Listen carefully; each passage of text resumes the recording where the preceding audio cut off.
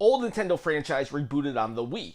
Old Nintendo franchise rebooted on the 3DS. 7 games in the series, 3 games in the series, 1 character, 3 characters, 1 stage, 3 stages. Sakurai wasn't on the development team. Sakurai was the lead designer of Uprising.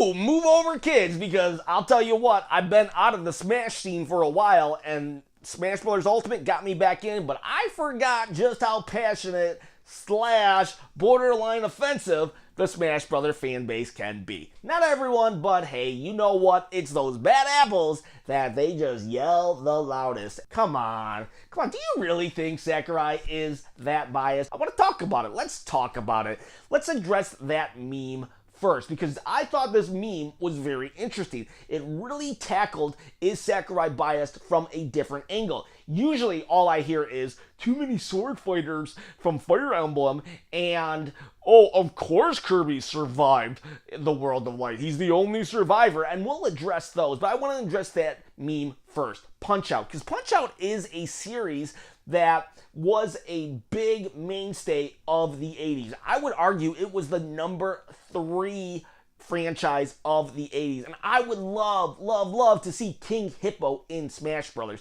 In fact, I would love to see Glass Joe as well. He's like a one-punch man. He punches you one time, you're dead. You punch him one time, he's dead. Oh man, could you imagine? You know, there'd be some people out there who would main him and just mop the floor with me. It's like, come on, I can't get one punch on the dude. But anyways, why is the Kid Icarus series so well represented over Punch-Out? And people are now saying, apparently, that it's because Sakurai had such a hand in the reboot Kid Icarus Uprising. And you look at it, you have Pit, which I think everybody would say, yeah, Pit should have been in. But then you throw in Dark Pit, and you're kind of scratching your head, but you're like, okay, well, that's like an easy character to throw in. Just change the colors, go from white to black. Okay, fine, whatever, Dark Pit. But then you go with Palutena. Palutena is kind of an odd choice, but you know what? I think Duck Hunt Dog, Rob, and Bayonetta are all odd choices. Whatever. So Palutena's in, and you're like, Palutena? Why is she in? It must be because Sakurai is just biased. Oh my gosh, there's the smoking gun.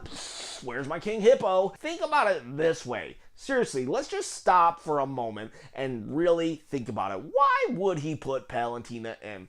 Well, maybe he is biased. First off, let's just throw that out. Maybe he is biased. He is human. All humans are kind of biased. I'm a little biased. If I was creating Smash Brothers, you know how many Zelda characters would be in it? There'd be Mario, Waluigi, Princess Peach, Miss Pac-Man, and then 71 Zelda characters. And then when they were like, let's have 5 downloadable characters, they would be 5 different Koroks, you know, they would just have different leaves. Those would be if I was creating Smash Brothers, I would be so biased towards Zelda. Maybe Sakurai is just a smidge biased, and he will actually even admit that with Kirby. We'll talk about that in a little bit though. But with this Kid Icarus situation here compared to Punch-Out, well, he knows the characters. He's already done the homework. He knows Palutena's backstory, her moveset, everything inside out. So if he was to put in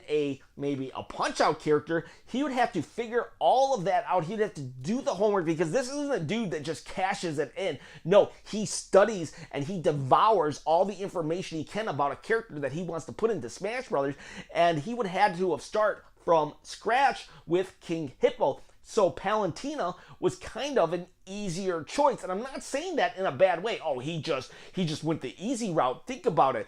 When Palutena was introduced, it was for the Wii U, right? Smash Brothers needed to get on the Wii U as soon as possible because the Wii U was failing hard. Nintendo needed something to prop it up, and while Smash Brothers didn't save the day, that might have been the mindset. He had a very small window. He had to get a character in that was new, and so he chose a character that he already worked on because he had a base knowledge of, as opposed to something he had no idea, no clue about, or just a very relatively small smidgen of an idea what he would have done with it. And then for Smash Brothers Ultimate, well, why did Palutena come back? Because everybody's here. Everybody's here. That was a tag. If you're going to bring back Pichu, you got to bring back Palutena because everybody's here. All right? Hashtag justice for Waluigi. He wasn't there, but he never started off to be there, even though I would love for him to get in. What about the stages? Why isn't there more stages from Punch-Out? Well, I mean, the whole game pretty much takes place in the ring. I guess you could argue maybe you could have a fight scene outside of the Statue of Liberty, because that's the only other thing I remember from the Punch-Out series in training mode. Okay, World of Light. Why did only Kirby survive? First off, Sakurai himself says, you know what, maybe I was a little biased towards Kirby. However, that did not play into the situation here. Because think of it like this. You go to a restaurant, you like Coke over Pepsi. So you're automatically biased towards Coke product. You ask the waitress, what can I drink? And she says, well, we have Coke products. So you're just like, okay, well, I'll have a Coke.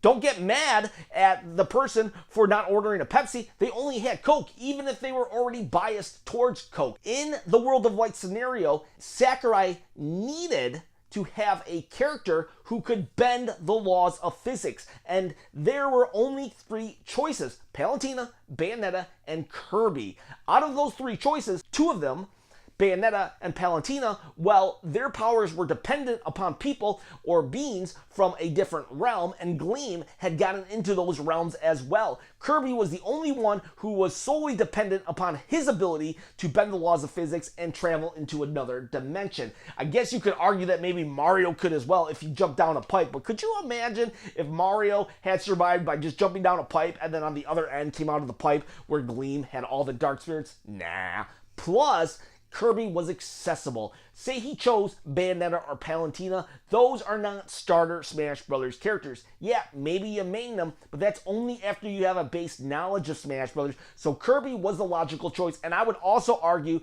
that I would have preferred Kirby over Palutena and or Bayonetta because he was an original from the N64 days. Therefore, I feel he is more deserving. So while Sakurai says, maybe I'm a little biased because I created Kirby, it doesn't matter. Kirby was the logical choice to pick. So what about Fire Emblem? Why do we got to have another sword fighter from Fire Emblem, huh, Sakurai? You must be biased towards the series. Okay, well, maybe he is a little biased. He probably likes the series. But you want to know who else likes the series? A lot of Japanese. Okay, people, seriously, we are looking at it from a very ethnocentric point of view. And that's okay. Don't get all offended. Don't be like, oh, never. I would never do that. I love cultures of other people. Okay, you know what? It's very natural for humans to look at something from the point of view and perspective of their culture and how they grew up. I mean, that's just how it is. And in America, Fire Emblem is not a go-to series. In Japan, it's a top tier franchise, but in America, it's very low on the franchises you think about when you think Nintendo, and that's perfectly okay. But we can't forget that Nintendo is a Japanese company, therefore they're playing to their fan base. Just like Pokemon, every Smash Brothers will pretty much pick one Pokemon character from the last game, and it looks like that's what Smash Brothers does for Fire Emblem. I would love if we chose a different Fire Emblem character from the latest series that wasn't a sword fighter, just to, change it up. But honestly, all of the lead characters usually have swords, and I don't even really care. It's not that big of a deal to me that another sword fighter gets in. And it's probably easier for Sakurai as well to have that kind of sword mechanic down. That might play to the fact that he has a very small window of time to get something done. So yeah, I will take a Fire Emblem character and just make it another sword fighter, and I'm okay with that. But to suggest that Sakurai has some kind of mean, ulterior, selfish motive is just absolutely ridiculous and I believe offensive. And here is the final thought on the subject. What if he is 100% biased towards his creations? So what? His bias towards his own creation or things that he likes has absolutely zero effect on the gameplay of Smash Brothers. It's still a modern marvel of a video game, all right? Yeah, maybe I don't have King Hippo. Yeah, maybe I don't have Waluigi. But does that really subtract from the joy that I am having? The dude put in the hours, the sweat, the tears, the dedication, the sacrifice. He can throw in whatever he wants. It would not change a thing. Smash Brothers would still be awesome. The next 4 characters can be 2 Kid Icarus characters and 2 Fire Emblem characters with swords, and it will still not change a thing. It will still be an excellent game. And guys, you gotta believe that. He's not biased, but even if he was, what would that matter? Tell me any other game developer who should not create a game based upon things that he likes and loves. And just name one. Come on.